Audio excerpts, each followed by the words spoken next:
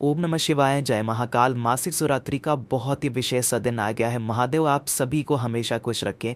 आज इस वीडियो में हम लोग 5 ऐसे महा उपाय की बात करेंगे जो सिर्फ और सिर्फ मासिक शिवरात्रि पर ही किया जाता है, जो कि पूज्य गुरु जी की कथा से सुन के बहुत अच्छे से समझाऊंगा।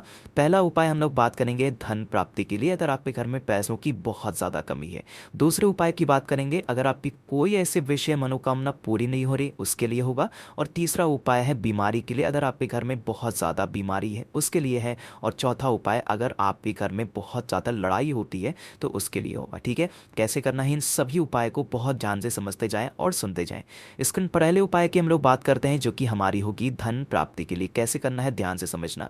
स्क्रीन पर आपको रुद्राक्ष दिख रहा होगा, दिख रहा है ना। हमें कितने मुख्य रुद्राक्ष की जरूरत है? हमें मात्र 3 मुख्य रुद्राक्ष की जरूरत है। अरे ये तो बन गया ना, 3 कॉलम है इसमें, एक हो गया, 2 हो गया, 3। पहचान होगी रुद्राक्ष की, तो 3 मुख्य रुद्राक्ष लेना। ठीक है, साथ ही साथ जरूरत होगी इस तरीके से पीले चंदन। ठीक है, पीला चंदन लेना और उस पीले चंदन का लेपन बहुत अच्छे तरीके से इस रुद्राक्ष पे करना। इस तरीके से करना कि रुद्राक्ष कहीं से भी दिखाई ना दे, सारा का सारा रुद्राक्ष पीले चंदन से ढक जाए। ठीक है, थोड़ा सा मोटा लेयर लगा लेना। ठीक, लगा लिया। उसके बाद इस रुद्राक्ष को लेके पहुंच जाना महादेव के शिवलिंग के पास। सुबह जाना चाहो सुबह चले जाओ, शाम को जाना चाहो शाम को चले जाओ। यहाँ पर ठीक ऊपर शिवलिंग के ठीक ऊपर आपको उस रुद्राक्ष को समर्पित करना होगा। और समर्पित करते समय आपसे यह कामना करनी है कि हमारे घर में पता नहीं क्यों धन की बहुत ज़्यादा कमी हो गई है, माता लक्ष्मी रूठ रही है, आप सब कुछ सही कर दे महादेव। इस तरीके से कामना करके रख देना। और 1 लोटा शुद्ध जल आपको उसी रुद्राक्ष के ऊपर जिस पर आपने लाल पीला चंदन लगाया था उसके ऊपर समर्पित कर देना। और आपको कुछ भी नहीं करना है। आप जहां पर कहोगे ये जो रुद्राक्ष है हम उसको क्या करें, आप चाहें तो उस रुद्राक्ष को उठा करके फिर अपने घर ले जा सकते हैं। ठीक है, तो पहले उपाय की हमने बात कर ली है। आगे बढ़ते हैं हम लोग दूसरे उपाय की। दूसरा हमारा उपाय होगा मनोकामना पूर्ति के लिए। मासिक शिवरात्रि का ये सबसे ज़्यादा अच्छा उपाय है और सबसे आसान उपाय होगा मनोकामना पूर्ति के लिए, बताऊंगा। लेकिन उससे पहले वीडियो को लाइक कर दें। आवाज़ जो भी लोग पहली बार सुन रहे हैं चैनल को सब्सक्राइब ज़रूर करिएगा। ठीक है, तो बहुत छोटा सा ये उपाय है। स्क्रीन पर आपको काली मिर्च दिख रही होगी। ठीक है, हमें 1 काली मिर्च की ज़रूरत होगी। ठीक है, 1 काली मिर्च। और उसके बाद हमें ज़रूरत होगी इस तरीके से काले तिल की। कितने काले तिल? हमें 7 दाने काले तिल के लेने होंगे। 7 काला दाना का तिल और 1 काली मिर्च।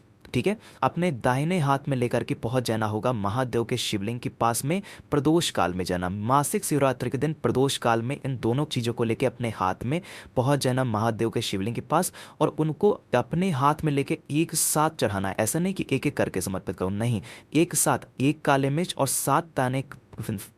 7 दाने काले तिल के एक साथ महादेव के शिवलिंग के ऊपर समर्पित करना होगा। जब आप समर्पित करें तो अपना हाथ उसी 1 काले मिर्च और 7 दाने तिल के ऊपर रख करके अपनी कामना महादेव से वहीं पर खड़े होकर के कहते हुए। ठीक है, उसके बाद 1 लोटा शुद्ध जल आपको समर्पित कर देना होगा, बस। और आपको कुछ भी नहीं करना। ये जो मैंने आपको बताया 1 काली मिर्च और 7 तिल के दाने का, ये मासिक शिवरात्रि का सबसे सुंदर और सबसे आसान उपाय है मनोकामना पूर्ति के लिए। ठीक है, 2 उपाय की बात कर ली हमने। चलो आगे बढ़ते हैं हम लोग तीसरे उपाय की। तो तीसरा उपाय है कि आज के टाइम पे हर घर में बीमारी ने अपना पैर पसार रखा है। कोई भी ऐसा घर नहीं है जिसके घर में बीमारी ना हो। ठीक है, तो बीमारी की बात करें, स्क्रीन पर आपको दिख रहा होगा तांबे का लोटा।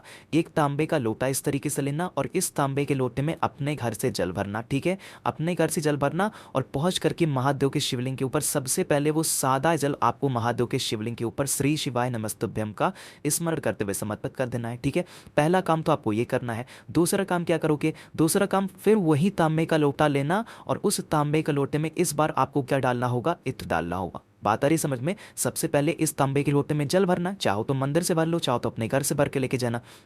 जल भर लिया, उसके बाद इसमें आपको इत्र डालना है। 2 4 10 बूंद इत्र डाल देना और इस इत्र का जल महादेव के शिवलिंग के ऊपर समर्पित करना होगा कुंदकेश्वर महादेव के नाम से। साथ ही साथ यह कामना करते हुए कि हमारे घर का यह व्यक्ति बहुत ज़्यादा बीमार है, बहुत ज़्यादा परेशान है, दवा खा करके उसकी आप सारी बीमारी को हर ले महादेव। इस तरीके से कामना करके आपको जल को समर्पित करना होगा, इत्र वाला जल होगा। ठीक है, अभी वीडियो खत्म नहीं हुई है। आप क्या करोगे? फिर से आपको लेना होगा आपको इस तरीके से तांबे का लोटा और इस बार क्या करना है, आपको इसमें डालना होगा जल। चाहो तो मंदिर से भर लो, या फिर कितनी बार अब घर जाओगे एक ही बात, जल जल भर के मंदिर ला सकते हो। जल भर लेना, उसके बाद क्या करना, इसमें आप एक बेलपत्र डालना, ठीक है, एक बेलपत्र डालना। और उसके बाद उस बेलपत्र वाले जल को फिर इत्र वाले जल के बाद महादेव के शिवलिंग के ऊपर समर्पित करना होगा, श्री शिवाय नमस्तुभ्यम का स्मरण करते हुए।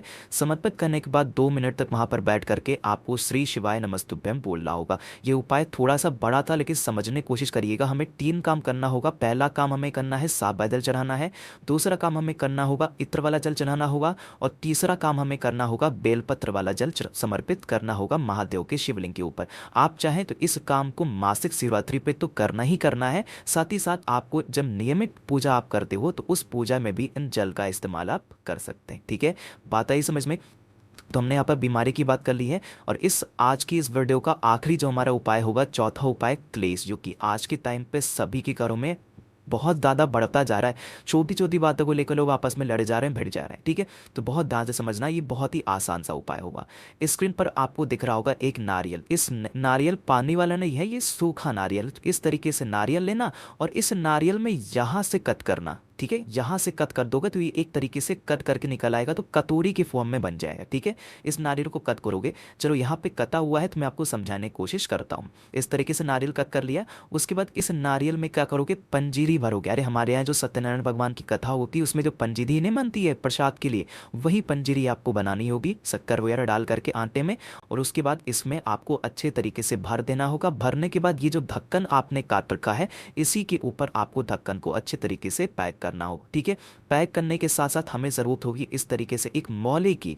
अब उस मौली को क्या करना, आपके घर में जितने भी कमरे होंगे, इस नारियल को अच्छी तरीके से नारियल के ऊपर लपेटते जाना अपना नाम और गोत्र बोल करके। सिर्फ वॉशरूम को छोड़ करके सभी के सभी कमरों में इस नारियल को लेकर के आप लपेटते जाना। और लपेटते हुए आपको फिर उस लपेटने के बाद क्या करेंगे, सुबह 10 बजे से पहले ले जा करके पीपल पेड़ के नीचे छोटा सा गड्ढा आपको खोद लेना है, और उस गड्ढे में उस नारियल को आपको दबा देना है। क्या कहते हुए कि हमारे घर से इस तरीके से क्लेश बहुत ज़्यादा मचा हुआ है, हमारे घर से इस तरीके से क्लेश हमेशा के लिए खत्म हो जाए। पिपलेश्वर महादेव का नाम लेकर के, साथ ही साथ काशी विश्वनाथ महादेव का नाम लेकर के आपको उस नारियल को कहाँ पे करना होगा, पीपल पेड़ के नीचे दबा देना होगा मिट्टी से, ठीक है। अभी वीडियो खत्म नहीं हुई, ध्यान से समझना। जब इस गड्ढे में आप उस नारियल को दबाना, तो इस गड्ढे के ऊपर 2 छोटे छोटे पत्थर रख दे, ठीक है, ताकि आपको याद रहे कि आपने कहाँ पर उन गड्ढों को, मतलब उस नारियल को दबाया है, ठीक है।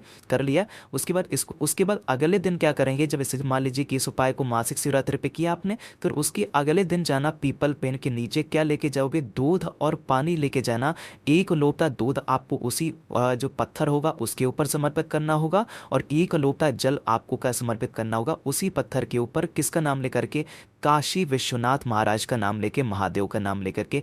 यकीन मानिए ये उपाय थोड़ा सा बड़ा जरूर था, कठिन जरूर है, लेकिन क्लेश को खत्म करने के लिए इससे सुंदर उपाय कुछ भी हो नहीं सकता। जरूर करिएगा। मैंने यहाँ पर बताया आपको 4 ऐसे उपाय जो आप मासिक शिवरात्रि के दिन करते हैं तो आपके जीवन में हमेशा खुशियाँ बनी रहेंगी। तो मैंने कोशिश की अपनी तरफ से बहुत अच्छा समझाने की। वीडियो पसंद आई हो तो लाइक कर दीजिए। कुछ पूछना हो, नहीं समझ में आया, नीचे कमेंट पूछें। आवाज़ जो भी लोग पहली बार सुन रहे हैं, चैनल को सब्सक्राइब जरूर करिएगा। ओम नमः शिवाय, जय महाकाल।